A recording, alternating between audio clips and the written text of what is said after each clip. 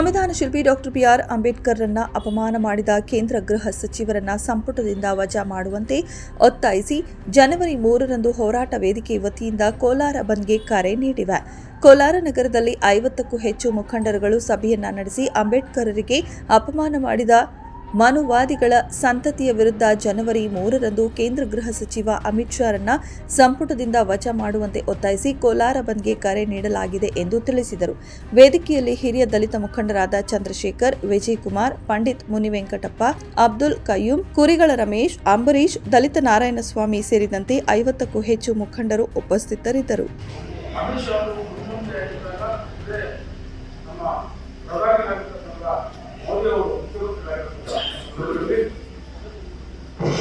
ಮುಖ್ಯಮಂತ್ರಿಗಳಾಗಿದ್ದ ಸಂದರ್ಭದಲ್ಲಿ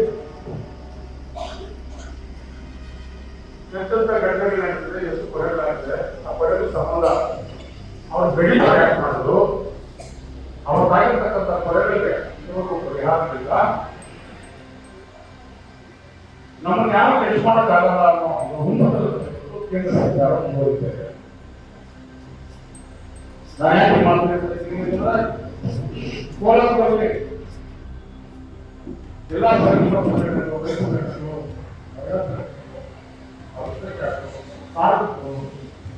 ವರ್ತರು ಹೀಗೆ ಮೂರು ಭಾರತದಲ್ಲಿರ್ತಕ್ಕಂಥ ಬಂದು ಮಾಡೋ ವೇಳೆಗೆ ನಮ್ಮ ಆಕ್ರೋಶ ವ್ಯಕ್ತಪಡಿಸಬೇಕು.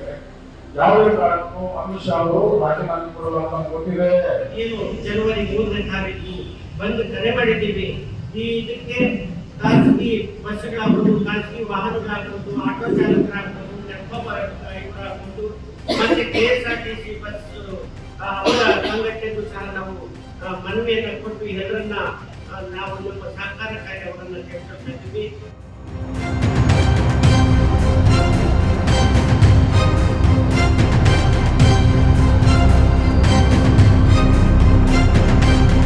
ವಿಡಿಯೋ ಜರ್ನಲಿಸ್ಟ್ ಮಹೇಶ್ ಜೊತೆ ಸಾಯಿನಾಥ್ ದರ್ಗಾ, ಕೋಲಾರ.